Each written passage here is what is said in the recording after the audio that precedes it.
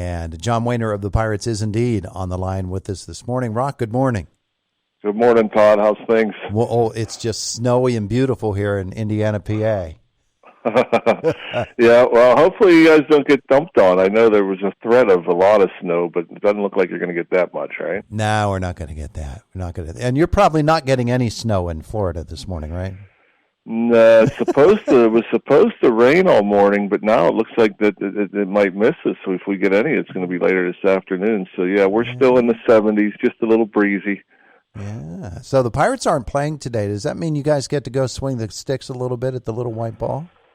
Yeah, I'm sure everybody's hoping that the rain holds off because I know there's a lot of guys down here that like to golf, not just players but staff. I'm not going anywhere, but yeah, they don't get many days off, 2 or 3 days off for the players and the coaches, and they need it. I mean, it used to be there was only 1 day off down here, and spring training gets so monotonous. I like to say it's like Groundhog's Day. You know, you just do the same thing over and over and over. And then now that we're a couple weeks into the games, everybody's just chomping at the bit to get the season started. And so when you do get a day off, you're hoping you get nice enough weather to where you can do whatever it is you like to do, whether you're going fishing or just go to the beach with the family or go swing the golf clubs. And yeah, it would be a shame if it gets washed out because the weather down here has been incredible. You know, I don't remember seeing maybe just a little bit of rain early on, but yeah, these guys treasure their days off, and so yeah, I'm sure they all have plans, and they're just keeping their fingers crossed that the rain doesn't come. There's a lot of them that like to fish too, aren't there? My goodness. Yeah, I mean, water's everywhere. I mean, they have that red tide down here. I don't know, but you know, we've heard of that. But yeah, so certain parts in certain areas are worse than others. But yeah, the first day I walked out by the beach, it's dead fish everywhere, and there's kind of an odor, and then the next thing you know, your eyes are watering, you're coughing. And then the other day I went, and there was no problems. And so I don't know exactly how that works. I'm sure it has something to do with the wind and everything else like that. But yeah, but there's so many places you could fish, freshwater, saltwater. You get out on a boat, just go do it from shore. Yeah, that's all you see out here is fishing boats and golfers, and yeah, it's a happening place. It's literally down here. Spring training is a different world. You forget about the north when you're down here. It's just so beautiful. Well, I was over at Yellow Creek just the other day, and well, that's another story. Hey, John, Pirates baseball so far in spring training, you hesitate to put great significance on it, but the pitcher's been giving up a lot of runs lately, haven't they? Yeah, wins and losses are so irrelevant down here, just because you don't know who you're facing, whether you might have your A team out there and the other team's traveling their B or C team and vice versa. That's just how it works. But yeah, there have been some ugly innings here recently in the last few days, and some of it's defense, some of it's location, some of it's walks, and some of it's just guys giving up home runs. And so I know there was an ugly inning in yesterday's game. I think we gave up 5 in the one inning, and then 3 or 4 in a later inning, and it just happens. Sometimes it's the wind conditions. The wind was blowing out pretty hard last night. Yesterday there was some long home runs, and sometimes the wind wreaks havoc and you can't catch the ball. And there was probably the one big inning, I know there was a fly ball that was blown in the right center that probably should have been caught that fell for a double, but not too terribly worried about it. When you look at the starting pitching, Mitch Keller, he gave up 2 yesterday, but he's looked great. I mean, he's throwing the ball as well as I've ever seen. He's in the upper 90s, and the curveball, the slider, this cutter, everything's working for him, and he's pitching with confidence. And Brew Baker looks good. Rich Hill, it's amazing at 43. He's so much fun to watch pitch.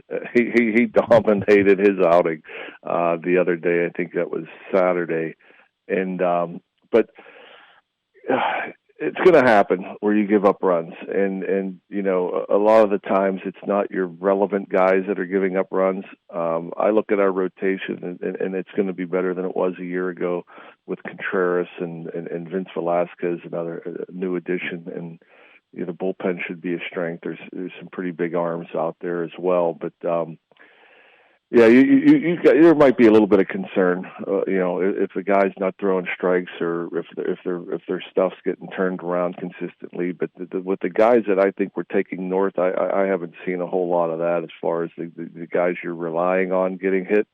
And so again, if it's just a minor league guy or a guy that's on the bubble or a non-roster guy, you're not as worried about it. John Wehner, Pirates broadcaster, with us here this morning. Of course, John, with your background in hitting and your interest in it, I'm sure when guys get to spring training after their off season, and some of them have changed to batting stance. We heard that about Jack Sawinski and what he hopes that a new batting approach will do for him, and some others will hold our hands higher, will hold our hands lower, we'll keep them back, we'll do this or we'll do that. It's a little bit of mad scientist going on there, isn't it? It really is, and I don't take much stock in it because I've changed my stance in the middle of an at bat. It's one of those things where guys are always going to tinker. It's very rare to find a hitter that doesn't tinker with something at some point in time, and it might be so subtle you don't even notice it. But it's just a comfort zone. There's so much timing involved with hitting. And the elite stuff you face, especially nowadays, everybody seems like they throw 95 plus.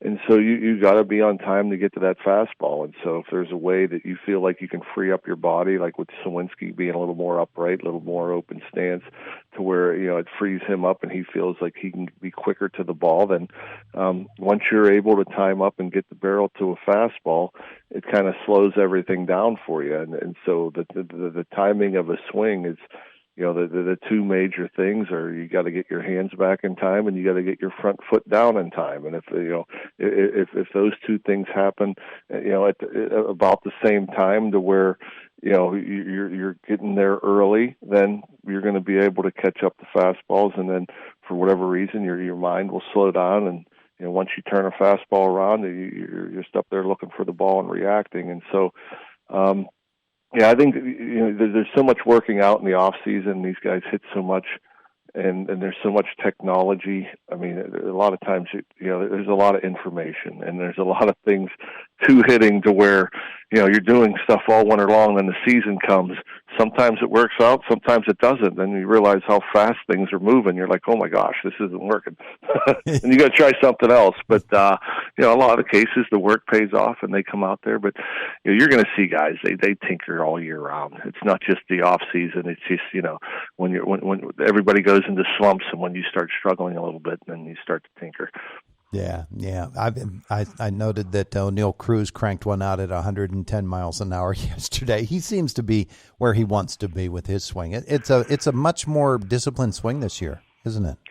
That's huge for him, because when we saw him first come up last year, I mean, he does amazing things as far as how hard he can hit a ball and how fast he can leave a ballpark, and but there are times where he gets to swinging too much and chases pitches that are out of the zone. I think yesterday he did strike out once, and I think that was only his third strikeout this spring. So there's been more contact. There's been more patient at bats. The approach seems to be he's looking for one pitch, one spot. He's not swinging unless it's there. So we're not seeing him chase pitches that are out of the strike zone, and he's making pretty good swing decisions and just looking for good pitches to hit, and he's hitting them. He's got a couple of homers this year already, and he hit 110 up the middle, and he looks good. And he's such an important part of this offense. He's so dynamic, and for me, I predict that he'll be our first 40 homer guy. Maybe not this year, but then sometime in his Pirate career, he'll be the first 40 homer guy since Willie Stargell. He has that kind of power, and certainly can change the game with one swing, and so. It's nice to see him mature, from a hitting standpoint, to where, if he's consistent, he's going to be a huge part of this offense. Yeah, the opposing pitchers are going to keep their eyes open, too. They are not going to want to turn their head when that guy's at the plate. No doubt. John Wehner, thanks so much for spending some time with us. We'll catch up with you again on Wednesday. All right, sounds good, Tom. We'll talk to you Wednesday. All Thanks. Right. There you go. There's John Wehner of the Pittsburgh Pirates. Our conversations this morning and all this week and all through spring training with our Pirates broadcasters, brought to you Pirates broadcasters.